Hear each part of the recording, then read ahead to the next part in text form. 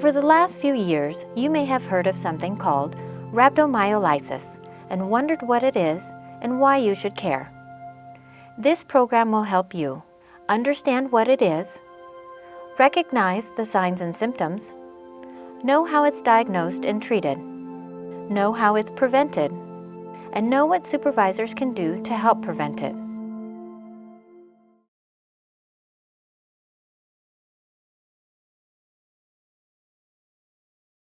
Rhabdomyolysis, commonly referred to as rhabdo, is a potentially life-threatening medical condition where damaged skeletal muscle rapidly breaks down and leaks into your bloodstream. The most serious complications can be severe kidney damage and, in rare cases, death. Rhabdo or rhabdomyolysis is actually the breakdown of muscle tissue.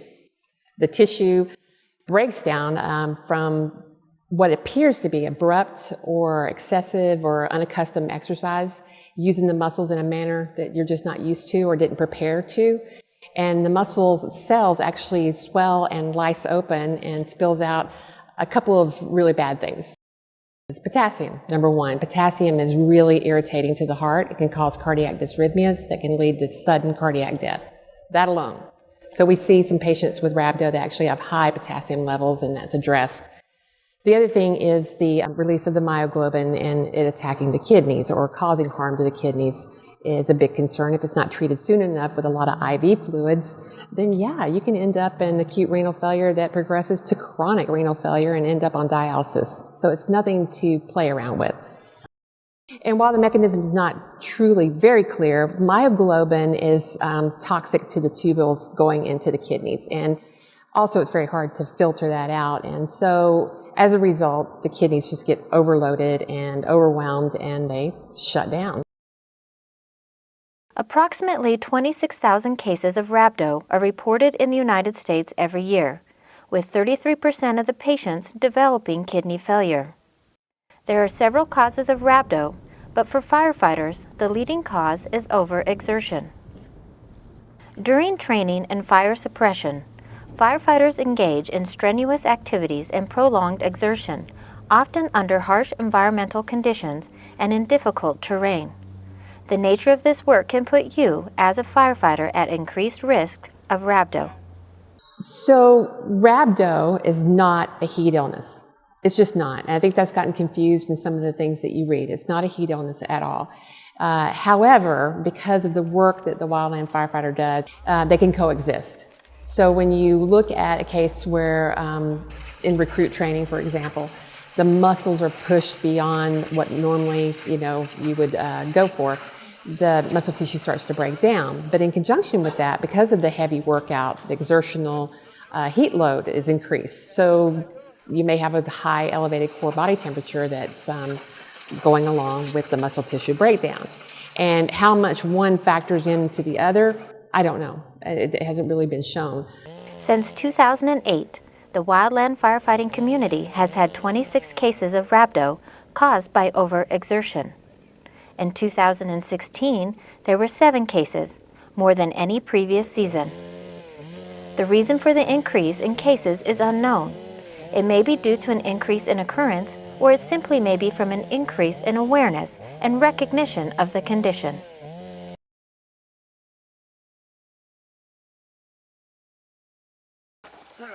Early recognition of rhabdo and prompt medical treatment are crucial to a successful recovery.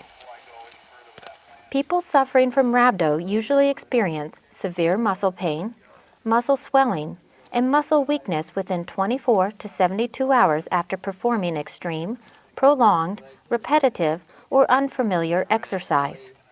This pain is usually out of proportion with the pain they have experienced in the past after strenuous exertion.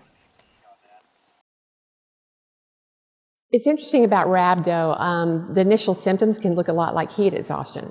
And I think sometimes that's why it gets confused or mixed up, even when they're transferred to the hospital. But profound weakness and fatigue and muscle aches and cramping, can be thought that it's just low sodium and that's it. But the cramping and the pain in the muscle groups that were used is one of the hallmark signs. Pain that's a little bit worse than what you would normally expect after you've done the exercise or done the hike. Just, it's not going away. Advil's not fixing it. It's really, really painful, and not to mention really weak. And so that's probably two of the main things. You might have some nausea and vomiting initially when its onset happens. They will also have urine that is dark, red, tea, or cola colored, but it may not show up right away or show up dark colored right away.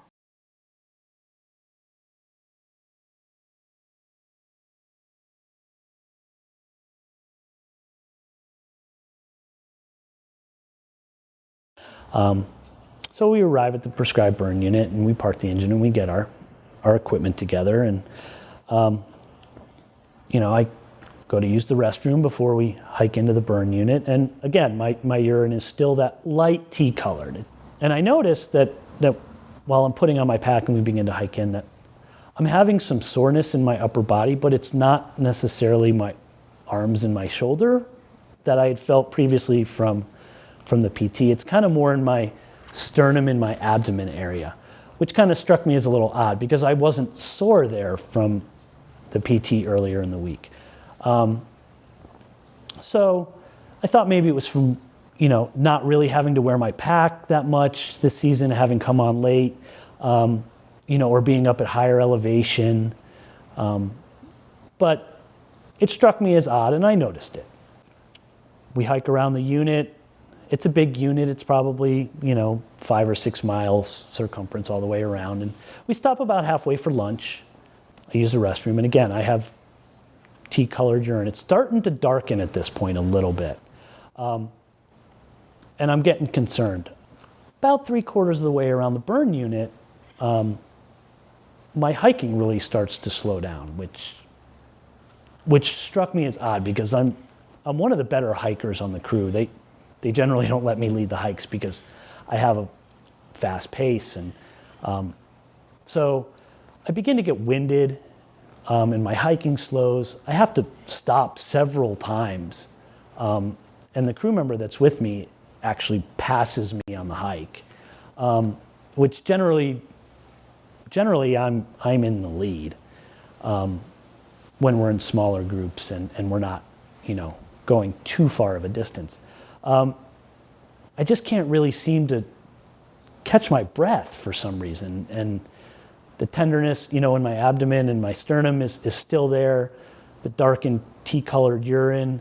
So now really I start to think, okay, this may be something I need to tell someone about and take some action on. In my case, it was not a definite yellow to cola colored. There was definitely a gradual increase in the darkening of the urine color. But yeah, and maybe as firefighters or people that don't know about rhabdo, they may take the darkening of the urine as symptoms of a dehydration illness coming on, because that is a little bit more well known and a little bit more taught and educated is dehydration.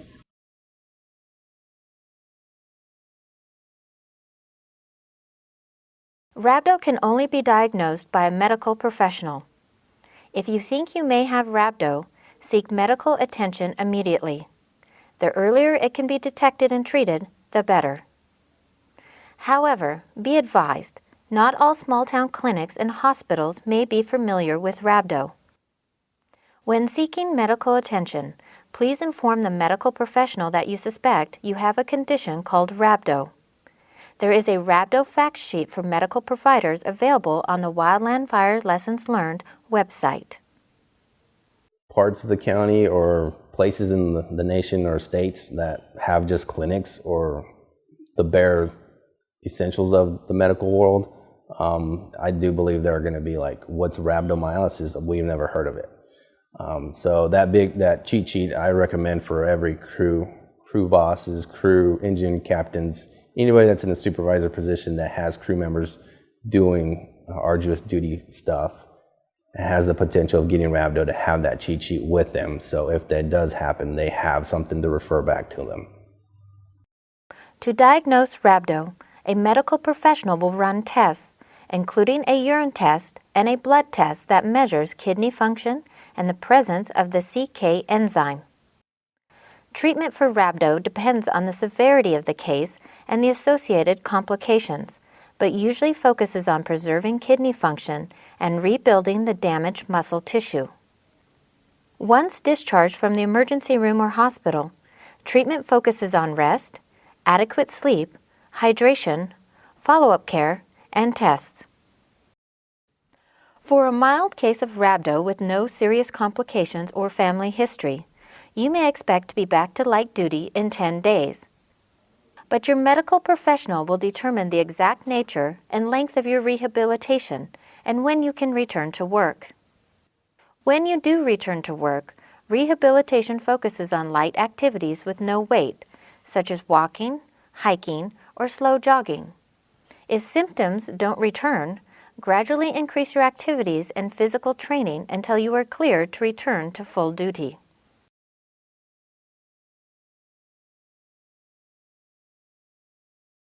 In 2016, 2 risk factors were associated with the 7 firefighter rhabdo cases: dehydration and overexertion.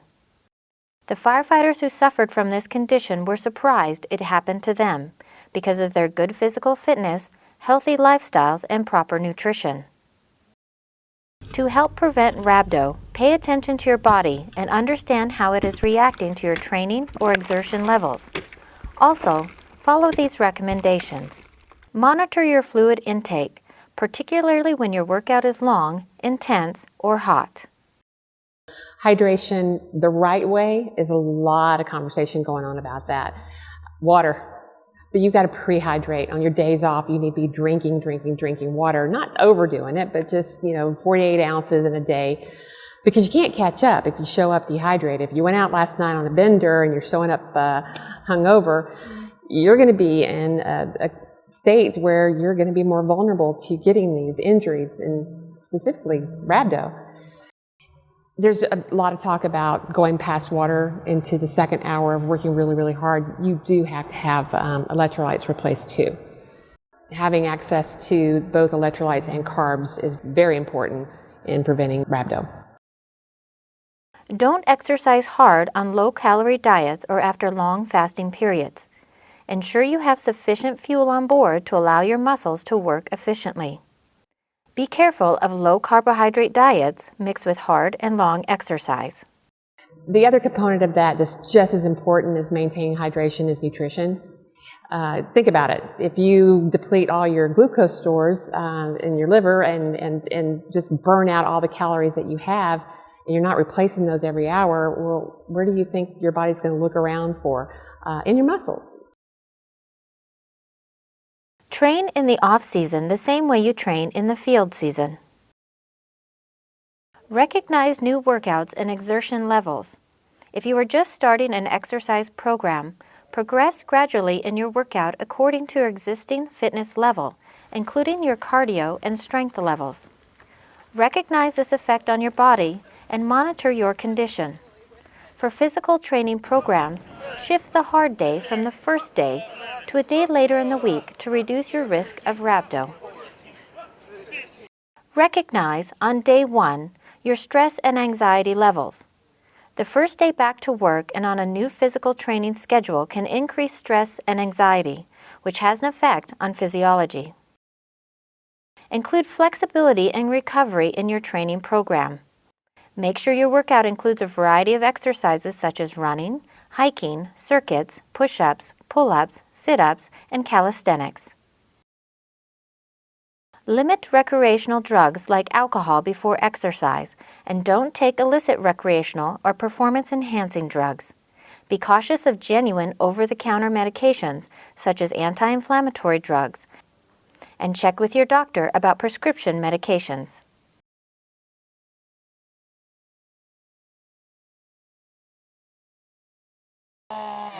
As a supervisor, there are several things you can do to prevent rhabdo on your unit.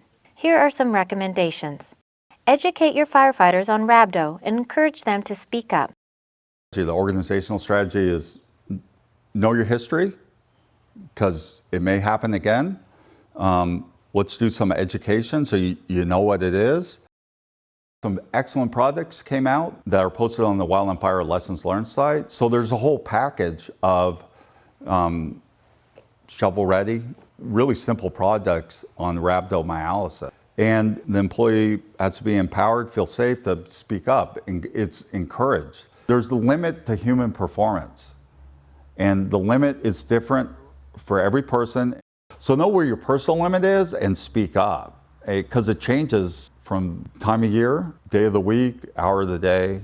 Especially in the firefighting culture, you know, we have that push through, work through it, you'll be okay. When things get tough, or when you have an illness or an injury, oh no, I can do this, you know, I'll be okay. The big advice would be for the other engine captains is let your fellow crew members, anybody that's working below you, know the symptoms of rhabdo. And if they start experiencing any of that, be vocal about it. Speak up, say something. Don't have the mind frame of, oh, it's nothing, don't worry about it, I don't need to say anything about it. Check in with your firefighters in the off-season. I talk to them throughout the off-season. I tell them, you know what, relax, let your body rest until Christmas time or whatever. Let yourself recover from the season.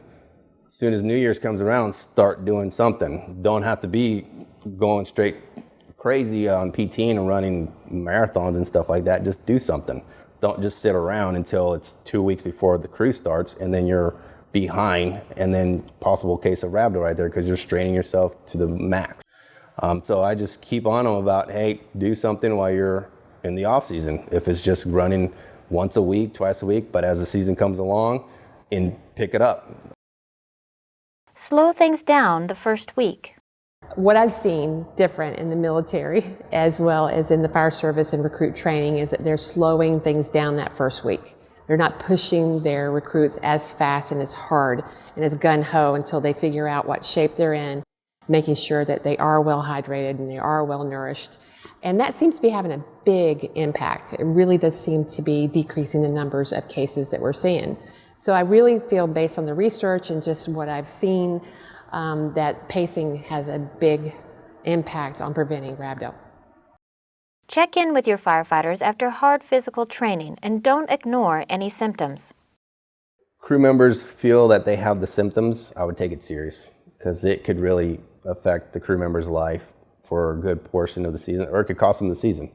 I wouldn't ignore any symptoms that they bring up. I would look into it and keep checking up on the crew member, making sure they have recovered from whatever symptoms it might be, being from really sore to being tired, dehydrated. Just take any symptoms, anything that the crew members bring up, take it seriously. Don't play it off of them being sort of a weak link in the crew or anything like that. Just take it serious. Catch rhabdo early. We don't know the exact cause of rhabdomyolysis, so in the absence of that, you want to catch it early. What I've learned is you do everything right, physically fit, you train correctly, you still may fall ill because the human body is not a machine. I define success as return to duty, no long-term health effects, and we caught the illness early. And support your firefighters who become ill with rhabdo. I'm very thankful for the support I had of the fire management team here. At no point ever felt like I was abandoned. I knew that they had support for me, and if I needed anything that I could call. Like I said, my supervisor was there daily. The park really showed me their support for this, and I'm grateful. Each case of rhabdo may vary in its causes, signs and symptoms, health consequences, and recovery. Understanding the general causes and learning lessons from previous cases can help promote a better understanding of rhabdo and how to avoid it. If left undiagnosed or untreated, rhabdo can become severe and lead to long-term health consequences and potentially death. Fortunately, no cases in 2016 resulted in long-term health issues. The most important things you can do right now are: educate yourself and your fellow crew members about rhabdo. Plan your workouts and physical training with rhabdo in mind.